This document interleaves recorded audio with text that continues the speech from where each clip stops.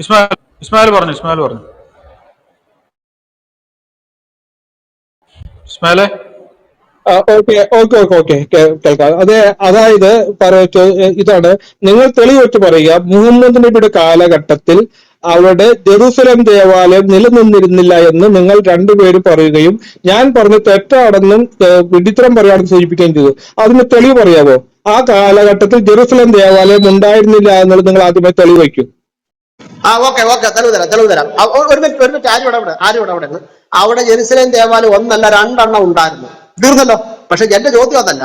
മുഹമ്മദ് കാബ ക്ഷേത്രത്തെ പുച്ഛിച്ച് പുറന്തള്ളി പുറംചന്തി കാബയിലേക്ക് തിരിച്ചു വെച്ചുകൊണ്ട് ജൂതന്റെ പള്ളിയിലേക്ക് നോക്കി നിസ്കരിക്കാൻ ആര് പറഞ്ഞു? അള്ളാഹയുടെ ആയത്ത് എവിടെ? അത് ഉത്തരത്താ, പെട്ടെന്താ. ഇല്ല, ധൃതി പിടിക്കണ്ട. താങ്കളുടെ അജണ്ട പറ്റി സംസാരിക്കാൻ ഞാൻ അത്ര വിഡ്ഢിയൊന്നുമല്ല. താങ്കൾ പറഞ്ഞു, ഞാൻ സംസാരിച്ചപ്പോൾ ആദ്യം ഈ ഓഡിയൻസിനെ മൊത്തം തെറ്റിദ്ധരിപ്പിച്ച് പറഞ്ഞു മുഹമ്മദിന്റെ കാലഘട്ടം ജെറുസലേം ദേവാലയം ഇല്ലെന്ന് പറഞ്ഞു. ഇപ്പൊ താങ്കൾ രണ്ടെണ്ണം ഉണ്ടെന്ന് പറയുന്നു. രണ്ടെണ്ണം ഉണ്ടായി എന്നൊരു തെളിവ് പറയും.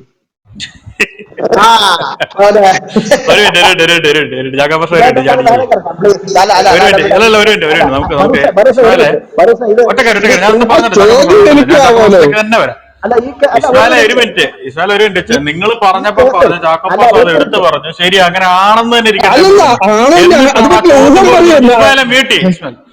ഊഹമല്ല, നിങ്ങളോട് ചോദിച്ചത് ഈ വാസ്തവം പറഞ്ഞ ആ വിഷയം പിടിക്കുക പോലും ചെയ്യണ്ട. അതിന് മറ്റൊരു വിഷയം തന്നെ. അന്ന് യെരുശലേം ദേവാലയം ഉണ്ടായിരുന്നില്ലെന്നൊക്കെ ഞങ്ങൾ പറയാം. പക്ഷെ ഇപ്പോഴത്തെ ചോദ്യം അതല്ല. ഇനി അങ്ങനെ ഉണ്ടെന്ന് തന്നെ ഇരിക്കട്ടെ എന്ന് പറഞ്ഞാണ് ജാക്കോ പാഷ ഈ ചർച്ച തുടങ്ങിയത്. അങ്ങനെയാണെങ്കിൽ മുഹമ്മദ് എന്തിന് ഈ കാബ ഇരിക്കുമ്പോൾ തന്നെ ഈ ക്ഷേത്രത്തിലേക്ക് തിരിഞ്ഞ്, അല്ലെങ്കിൽ ഈ ദേവാലയത്തിലേക്ക് തിരിഞ്ഞ് പ്രാർത്ഥിച്ചു? അതിനെന്താണ് ആധികാരികമായ രേഖ? എന്ത് കാരണം അള്ളാഹു പറഞ്ഞു? ഇതിന് ഉത്തരം പറഞ്ഞു. അല്ലെങ്കിൽ അറിയത്തില്ലെങ്കിൽ അറിയത്തില്ല എന്ന് പറ. ഈ ചർച്ച നമുക്ക് എടുത്തിട്ട് അടുത്ത ആളിലേക്ക് പോവാം. ഇപ്പൊ ഇസ്മായിലിന് വേണ്ടി എത്ര നേരമായി? ഇതിന് ഉത്തരം അറിയാമെങ്കിൽ അറിയാന്ന് പറ, അല്ലെങ്കിൽ അറിയത്തില്ലെന്ന് പറ. അതാ പറയാം, നമ്മളൊരു ആശയം പറയുമ്പോൾ ആ പറഞ്ഞൊരു വിഷയത്തിൽ ഹിസ്റ്റോറിക്കലായിട്ട് തെറ്റുണ്ടെങ്കിൽ അത് അങ്ങനെ അല്ല എന്ന് പറഞ്ഞാൽ ശരിയാണ്. പക്ഷെ ഞാൻ പറഞ്ഞ തെറ്റാണെന്നും ഞാൻ പറഞ്ഞ കളവാണെന്ന് സ്ഥാപിക്കുകയും അതിന് ഞാൻ പറഞ്ഞത് ശരിയാണെന്ന് എനിക്ക് ബോധ്യമുള്ളവരുടെ ചോദ്യം ചെയ്യുമ്പോൾ അതിന് ഒന്നല്ല ഒരു രണ്ടുണ്ടാവുമെന്ന് പറയുകയും ചെയ്യുകയും പിന്നെ അതിന് തെളിവ് ചോദിച്ചപ്പോൾ അങ്ങനെ ആയിക്കോട്ടെ എന്ന് പറയുകയും ചെയ്യുന്നത് ന്യായമല്ല. കാരണം പറഞ്ഞാൽ അവിടെ ഉണ്ടായിരുന്നോ ഇല്ലയോ എന്നുള്ള കാര്യത്തിൽ അതിനെ തീർപ്പേൽപ്പിക്കേ. നിങ്ങൾ ആ വിഷയത്തിൽ പഠിതാക്കളാണല്ലോ. ഒരു മിനിറ്റ് പറയാം. ഇനി ഇടപെടരുത്. സുഹൃത്തെ, ഇങ്ങനെ നിങ്ങളുടെ വിശ്വാസത്തിന്റെ അടിത്തറ ഇളക്കാനുള്ള എല്ലാ സജ്ജീകരണവും ഞങ്ങളുടെ ഉള്ളിൽ തമ്പുരാൻ തന്നിട്ടുണ്ട്. മനസ്സിൽ ഇപ്പൊ താങ്കൾ വെള്ളം കുടിച്ചില്ലേ?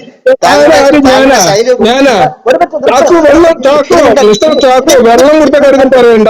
വെള്ളം കുടിക്കുന്ന കാര്യം നമുക്കറിയാം, അത് വേറെ കേസ്. അത്രയും വേർഡ്സ് ഒന്നും വേണ്ട ചർച്ചയില്. ഇസ്മായിലെ ചോദ്യം ചോദിക്കുമ്പോ ആദ്യം അതിനെ അഡ്രസ് ചെയ്യാൻ പഠിക്കും. ഒരു മിനിറ്റ് താഴോട്ട് വെക്കോ. ഞാൻ ഈ അണ്ണനെ ഇനി മൂളി വെക്കുന്നില്ല. ഈ അണ്ണന്റെ കുറെ ഡയലോഗ് പണ്ട് തൊട്ടേ കേട്ടതാ. ഇപ്പൊ കേട്ടോ, വായിലെ വെള്ളം പറ്റി തെളിവ് സഹിതം ചോദിക്കുക.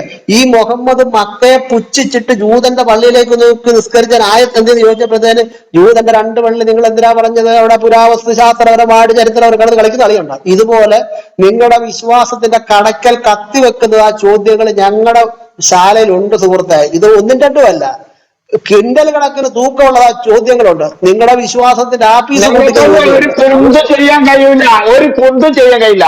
നിന്നെ കൊണ്ടൊന്നും ഒരു കുന്തും ചെയ്യാൻ കഴിയൂല. ഈ ശാഖയല്ലേ, നിന്നെ കൊണ്ട് ഒരു കുന്തും ചെയ്യാൻ കഴിയൂല. താങ്കൾക്ക്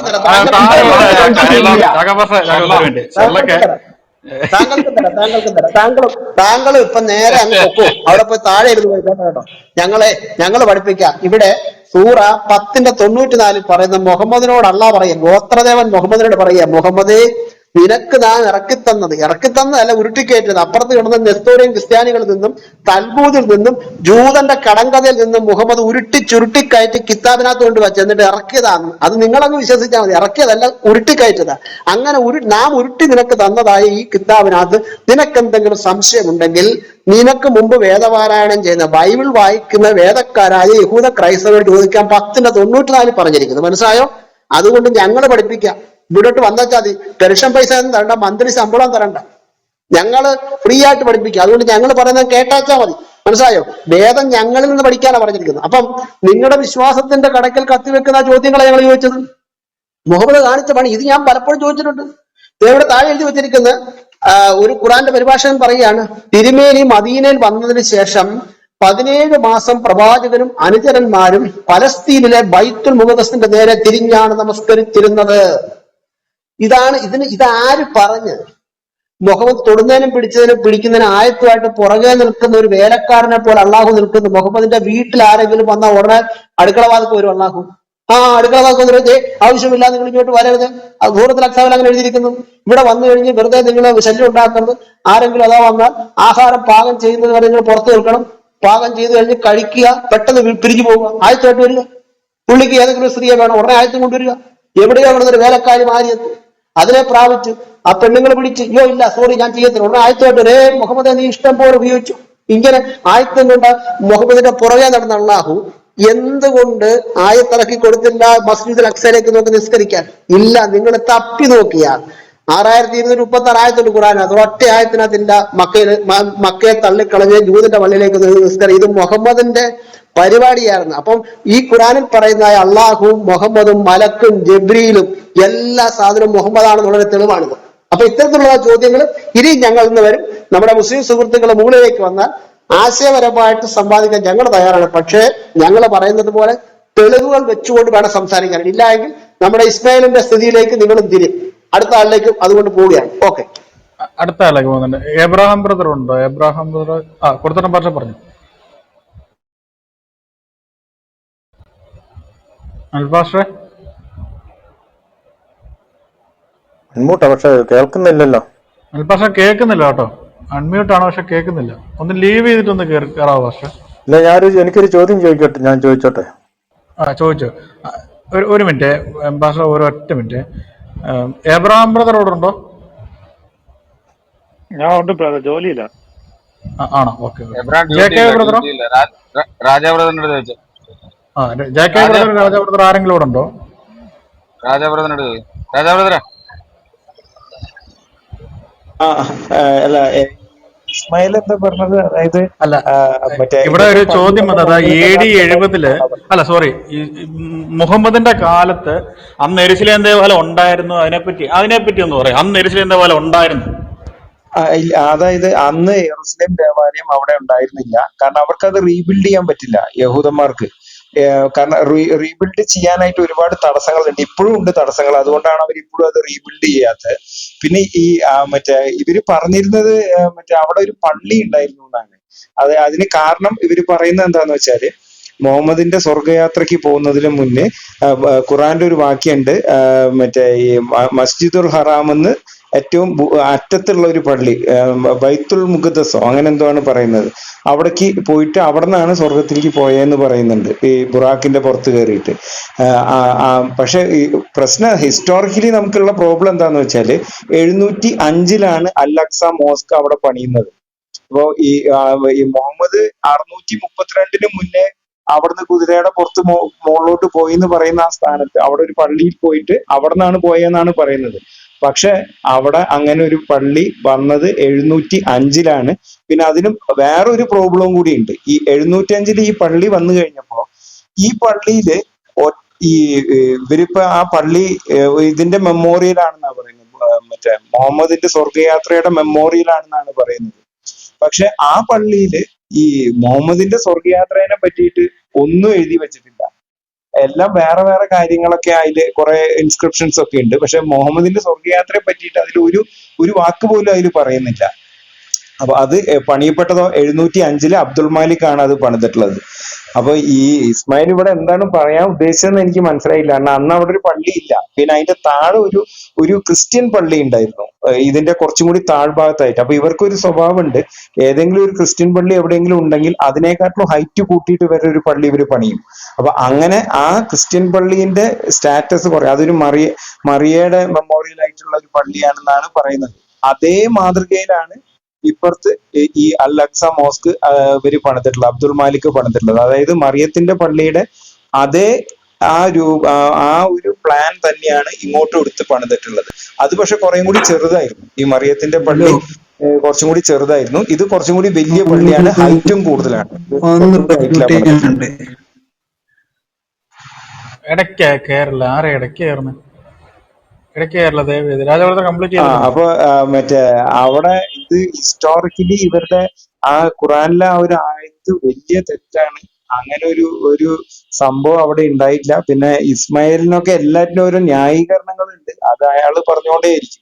നമ്മളത് മൈൻഡ് ചെയ്യണ്ട. ഇതാണ് സത്യം. 705 നമുക്ക് വെറുതെ ഗൂഗിളിൽ സെർച്ച് ചെയ്ത് നോക്കിയാൽ തന്നെ അറിയാവുന്നത്. ഇത് അത്ര വലിയ ചരിത്രം പഠിക്കേണ്ട കാര്യമൊന്നുമില്ല. അല്ലക്സ മോസ്ക് എന്നാണ് പണിത്. ഡോം ഓഫ് ദ റോക്ക്, ഇനിയിപ്പോ ഡോം ഓഫ് ദ റോക്കിനെയാണ് ഇവർ ഉദ്ദേശിക്കുന്നതെങ്കിൽ അത് എന്നാ പണിയപ്പെട്ടത്? AD 691 അത് പണിതിട്ടുള്ളത്. അതും അബ്ദുൾ മാലിക് തന്നെയാണ് പണിതിട്ടുള്ളത്. ഇതൊന്നും അത്ര വലിയ സീക്രട്ട് ആയിട്ടുള്ള കാര്യങ്ങളൊന്നല്ല. ലോകത്തെ എല്ലാ മനുഷ്യന്മാർക്കും അറിയുന്ന കാര്യമാണ്. പക്ഷെ ഇവർക്ക് മാത്രം ഇപ്പോഴും അത് അറിയില്ല എന്ന് മാത്രം. ഇനി രാജവർദ്ധന, ഞാൻ മസ്ജിദുൽ പെട്ടെന്ന് ഹറാം ആഡ് അവർക്ക് ചെയ്തോട്ടെ? അവിടുന്ന് വണ്ടി കിട്ടിയിട്ടില്ല.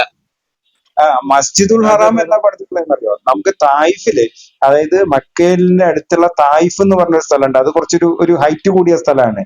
അവിടുന്ന് ന്യൂമ അൽ ഹുമൂർ എന്ന് പറയുന്ന ഒരു സ്ഥലത്ത്, ന്യൂമ അൽ നുമൂർ ആണോ ന്യൂമ അൽ ഹുമൂർ ആണോ എന്ന് എനിക്ക് അത് ഉറപ്പില്ല, ഞാൻ മറന്നുപോയി. അവിടെ ഒരു ഇൻസ്ക്രിപ്ഷൻ കിട്ടിയിട്ടുണ്ട്. അത് പഴയ ഹിജാസി സ്ക്രിപ്റ്റ് ആണ്, അറബി ഹിജാസി സ്ക്രിപ്റ്റിൽ എഴുതിയിട്ടുള്ള ഒരു ഇൻസ്ക്രിപ്ഷൻ ആണ്. അതില് മറ്റേ ആള് എഴുതിയിട്ട്, നമ്മളിപ്പോ അറിയാലോ ഒരു ഇൻസ്ക്രിപ്ഷൻ എഴുതുമ്പോൾ അതിന്റെ ഡേറ്റിംഗ് നടത്തും ഇവര്. ഡേറ്റിംഗ് എന്ന് വെച്ചാൽ ആ എഴുതുന്ന ആള് ഇതെന്നാണ് ഇയാൾ എഴുതിയെന്നുള്ളതിന് കുറച്ച് തെളിവുകൾ താഴെ എഴുതി വെച്ചു. അങ്ങനെ ഇദ്ദേഹം എഴുതിയിട്ടുള്ളത് ഹിജറ വർഷം 78 മറ്റെയാണ്. ഹിജറ വർഷം 78, അതായത് AD 690 എത്രയോ ആണ്. അതില് മസ്ജിദുൽ ഹറാം നിർമ്മിച്ച വർഷം എന്ന് എഴുതിയിട്ടുണ്ട്.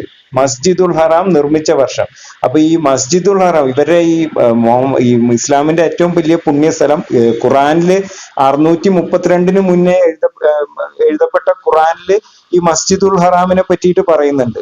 അവിടെ നിന്നാണ് മുഹമ്മദ് ഈ എന്താണ് ജെറുസലേം ദേവാലയത്തിലേക്ക് വന്നിട്ട് അവിടുന്ന് സ്വർഗത്തിലേക്ക് പോയത്. വേറെയുണ്ട് മസ്ജിദുൽ ഹറാമിനെ പറ്റിയിട്ട് ഒരുപാട് റെഫറൻസുകൾ ഖുറാനിലുണ്ട്. അപ്പൊ അതെ. 632 എഴുതപ്പെട്ട 632 എഴുതപ്പെട്ട ഖുറാനില് ഉള്ള ആ മസ്ജിദുൽ ഹറാം ശരിക്കും പണിയപ്പെട്ടത് 691 മറ്റെയാണ് ശരിക്കും പണിയപ്പെട്ടിട്ടുള്ളത്. ഹിസ്റ്റോറിക്കലി നമുക്ക് കിട്ടിയിട്ടുള്ള തെളിവ്. അപ്പൊ ഇതൊക്കെ കള്ളത്തരാണ് ഈ പറയുന്ന ഖുറാൻ പോലും. അപ്പൊ അതിന് ശേഷം എഴുതപ്പെട്ടിട്ടുള്ള ഒരു ഗ്രന്ഥാണെന്നുള്ളതാണ് നമുക്ക് അതിന്ന് മനസ്സിലാക്കാൻ സാധിക്കുന്നത്. ഞാൻ പെട്ടെന്ന് ആഡ് ചെയ്യട്ടെ?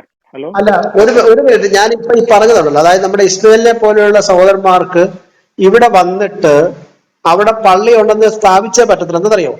അതിന് കാരണം ഈ മുഹമ്മദ് ഈ ബുറാക്ക് എന്ന് പറയുന്ന മൃഗത്തിന്റെ പുറത്ത് നിന്ന് മസ്ജിദുൽ ഹറാമിൽ ഒറ്റ പായിക്കല ശൂന്യാകാശത്തൂടെ പോയി പറന്ന് എന്ന് ജെറുസലേം ഇവര് പറയുന്ന പള്ളിയുടെ മുൻവശത്ത് എന്ന് ഈ മൃഗത്തെ കയറുകൊണ്ട് അവിടെ ഒരു തുളയുണ്ട്, ആ തുളക്കകത്ത് കെട്ടിയിട്ട് പുള്ളി പള്ളിക്കകത്ത് കയറി നിസ്കരിച്ചെന്നാ പറയുന്നത്. അപ്പൊ അങ്ങനെ ഇരിക്കുമ്പോ അവിടെ പള്ളിയില്ലെന്ന് പറഞ്ഞാൽ ദീന് തകർന്നില്ലേ? അല്ല, അതുകൊണ്ടാണ് ഇവര് ഒരിതുണ്ട് പള്ളി ഉണ്ടെന്ന് പറയുന്നത്. ചാക്കോ അതുകൊണ്ടാണ് പള്ളി അവിടെ ഉണ്ടെന്ന് പറയുന്നത്. ഈ മൃഗത്തെ കയറുകൊണ്ട് പള്ളിയുടെ വാതൊക്കെ കെട്ടിയിട്ടിട്ട് ഈ പള്ളിക്കകത്ത് കയറി പുള്ളി നിസ്കരിച്ചതിന് ശേഷമാണ് പിന്നെ പോണത് പുള്ളി. അതുകൊണ്ടാണ് പള്ളി അവിടെ ഉണ്ട് എന്ന് ഇവര് പറയുന്നത്. ഓക്കെ. ചാക്കോ പാഷ വരെ എബ്രഹാം ഞാൻ ബ്രദർ മൈക്ക് ബ്ലിങ്ക് ഇതിനൊരു ചെയ്തിരുന്നു. ഭയങ്കര വലിയ തെളിവുണ്ട്. പെട്ടെന്ന് ആടി. ഭയങ്കര വലിയ തെളിവുണ്ട്. AD 70 യഹൂദന്മാരുടെ ദേവാലയം നശിപ്പിച്ചു, അവരുടെ ഐഡന്റിറ്റി നശിപ്പിച്ചു, അവരെ അവിടുന്ന് സ്ലേവ്സ് ആയിട്ട് കൊണ്ടുപോയതിന് ഭയങ്കര വലിയ തെളിവുണ്ട്. നമ്മൾ ഇന്നത്തെ റോമിൽ പോവുകയാണെങ്കിൽ, ഇറ്റലി റോമിൽ പോവുകയാണെങ്കിൽ ഇതിനുള്ള തെളിവുണ്ട്. ആ തെളിവാണ് കൊളോസിയം. നിങ്ങൾ എല്ലാവരും കേട്ടിട്ടുണ്ടായിരിക്കും കൊളോസിയം. ഈ കൊളോസിയത്തിന്റെ പണി എങ്ങനെ നിർവഹിച്ചു എന്ന് നിങ്ങളൊരു ചെറിയൊരു റിസർച്ച് നടത്തിയത്. ഈ കൊളോസിയത്തിന്റെ പണി എങ്ങനെ നിർവഹിച്ചു. ഇതിനെ നിർവഹിച്ചതിന്റെ കാരണം വെസ്പേഷ്യൻ എന്ന് പറയുന്ന ഈ എംപറർ ആണ് ഇതിന്റെ പണി തുടങ്ങിയത്. അദ്ദേഹത്തിന്റെ കീഴിലാണ് യഹൂദന്മാരെ യഹൂദന്മാരുടെ ദേവാലയം നശിപ്പിക്കുന്നതെല്ലാം. എന്നിട്ട് ആ ദേവാലയത്തിൽ നിന്ന് അവര് കൊണ്ടുവന്ന സാധനങ്ങളുടെ കൊത്തുപണി അവിടെ റോമിൽ ഇന്നും നിൽപ്പുണ്ട്.